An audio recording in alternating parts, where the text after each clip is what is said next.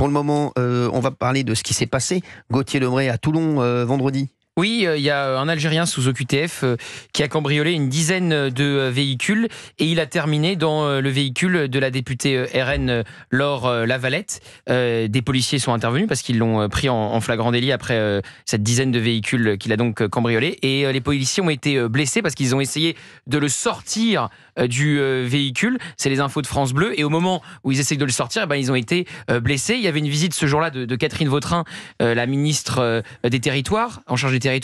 Donc Laure Lavalette est arrivée en retard à cause du cambriolage de sa voiture, la députée Rassemblement National. Et donc c'est reparti sur le débat des OQTF, la surreprésentation des délinquants au sein des personnes qui ont des OQTF. D'ailleurs, ils peuvent avoir des OQTF parce qu'ils sont délinquants. Obligation de quitter le territoire français, puisque là, on est dans un cas typique, un Algérien sous OQTF qui cambriole une dizaine de voitures et qui blesse 2 policiers. Alors, Laure Lavalette est avec nous en ligne. Bonjour Laure Lavalette.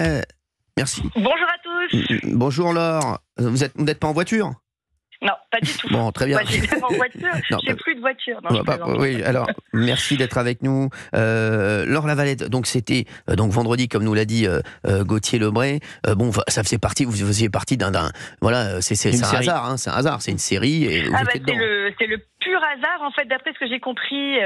L'auteur des faits avait déjà essayé de cambrioler une dizaine de voitures sur le parking des plages à Toulon. C'est ça. Une petite mamie trop mignonne, le voyant faire, a téléphoné à la police. Ça a été transmis à la BAC qu'il a pris en filature. Et la première voiture qu'il essaye de facturer étant filée par la BAC, c'est la mienne. C'est quand même ballot, parce que je partais à un événement pour aller voir la ministre. Donc il y avait en plus la cocarde, vraiment sur ma voiture. Et effectivement, j'apprends par la presse que ce clandestin était sous le joug d'une OQTF. En fait, je me suis garée à peu près 10 minutes. Je suis passée prendre mon attaché parlementaire et mon suppléant. Et au retour, je vois 5-6 flics autour de ma voiture. Je me dis, mince, que se passe-t-il ? Et ils m'ont dit, regardez, Madame Lavalette, ce qu'on a trouvé dans votre voiture. Ouais. Et effectivement, ils avaient menotté une personne qu'ils avaient déjà mis. Enfin, vraiment, le flagrant délit est arrivé 1 minute, je pense, avant que j'arrive sur place. Et je remercie bien les policiers de la BAC. Apparemment, ça c'est plutôt, ça a été une intervention musclée des policiers, puisque il s'est rebellé, blessant 2 policiers. Musclés. Oui. Exactement. Il s'est beaucoup débattu. En fait, il était accroupi dans ma voiture quand ils l'ont chopé. Il s'est beaucoup débattu. Il a voulu s'enfuir.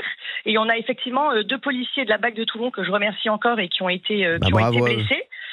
Et surtout qu'à 1 minute ou 1 minute 30 près, je pense que je rentrais dans la voiture et je me retrouvais nez à nez avec ce clandestin qui avait quand même une pince coupante, un couteau. Enfin, je veux dire, ils m'ont vraiment, ces policiers m'ont évité, je pense, probablement le pire.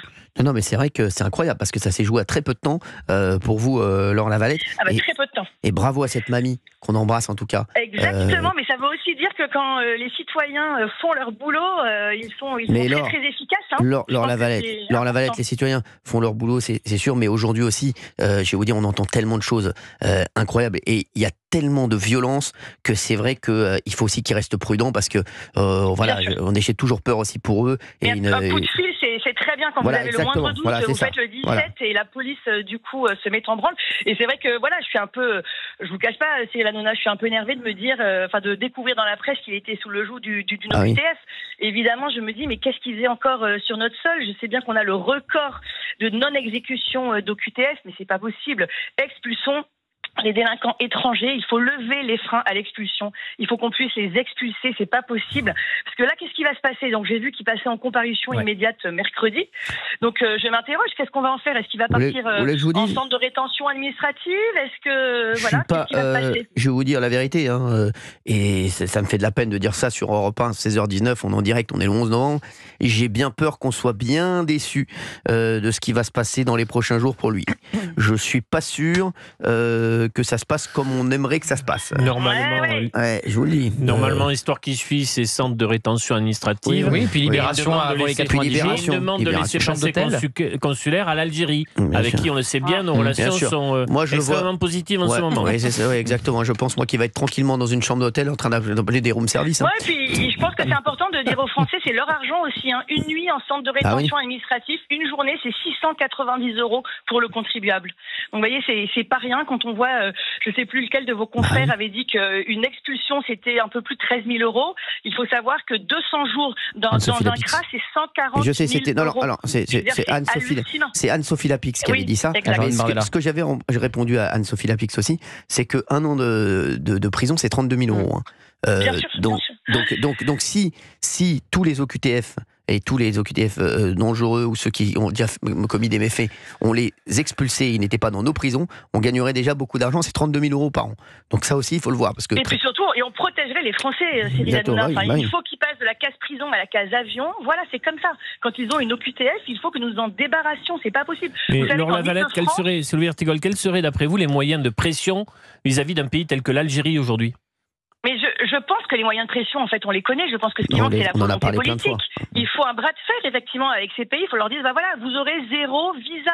C'est pas quelques visas, c'est 0 visa. Vous voulez pas reprendre vos délinquants, c'est 0 visa. C'est 0 transfert d'argent. Je peux vous dire que les transferts d'argent type Western Union, c'est beaucoup d'argent. On arrête l'aide au développement. Enfin, je pense que les freins, tout ça, on le sait. Ce qu'il faut, c'est la volonté politique. Et puis, vous savez, je vais prêcher pour ma paroisse 2 minutes, mais tant qu'on ne mettra pas dans la Constitution le droit des étrangers, quand on ne mettra pas dans la Constitution les outils politiques, juridiques, administratifs qui vont nous permettre de pouvoir gérer cette immigration et cette délinquance qui évidemment est liée. En Île-de-France, 93% des vols, 63% des agressions sexuelles dans les transports en commun sont le fait d'étrangers. C'est pas possible. 75% des mineurs déférés sur le parquet de Paris sont des mineurs étrangers. Enfin, je veux dire, qu'est-ce qu'il faut de plus pour ouvrir les yeux et se dire qu'il faut absolument avoir un virage sécuritaire et migratoire. Sinon, on ne protégera pas nos Français. Moi, je vais vous dire, pour l'instant, il ne s'attaquait qu'à ma voiture. Enfin, je veux dire, je suis bien heureuse. Hein. Non, mais on est bien loin de Laura, de Morane, de Lola, de Philippine. Exactement. Enfin, rien à voir. Laure Lavalette, heureusement que vraiment ça s'est joué à quelques minutes, mais j'aurais pas aimé que vous vous retrouviez dans la voiture avec lui. Mais vous avez raison, et encore une fois, je remercie les policiers de la BAC. Je pense qu'à 2 minutes près, je rentrais dans ma voiture côté conducteur, il était côté passager, et je me retrouvais nez à nez avec un OQTF dans ma voiture, avec un couteau. Je peux vous dire que là, j'aurais moins fait la maline.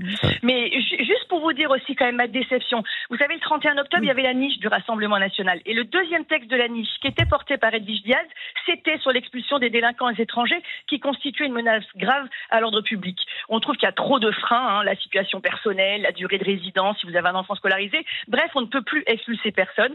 Et ben, ce texte-là a été rejeté en masse par l'Assemblée nationale, sauf évidemment le Rassemblement national. Donc je m'interroge en fait. Je m'interroge sur la volonté des politiques en place de véritablement vouloir protéger les Français. Et c'est vrai que c'est un peu navrant. Alors heureusement, on a évidemment beaucoup de courage et d'énergie politique. Et puis vous imaginez bien qu'un petit événement comme celui-là rebooste aussi. C'est quand même assez fou que ça soit tombé sur ma voiture. Ouais, quand je suis allée porter plainte après au commissariat, les gens se disaient toi, dis après donc, ça arrive à tout le monde quand même, évidemment, mais d'avoir essayé de cambrioler ma voiture, c'était quand même. Non, mais ça prouve bien que ça arrive à tout le monde. C'est partout tout le temps, et que c'est partout tout le temps. Évidemment, c'était dans un quartier, c'était à La Nitre à Toulon, qui est un quartier résidentiel. Non, mais c'est partout tout le temps. Ça veut dire que maintenant c'est partout tout le temps. Et encore une fois, sans volonté politique, je crains que nous n'arrivions pas à protéger les Français. Merci Laure Lavalette d'avoir été avec nous sur Europe 1. Merci à vous, Cyril Hanouna. Merci Laure.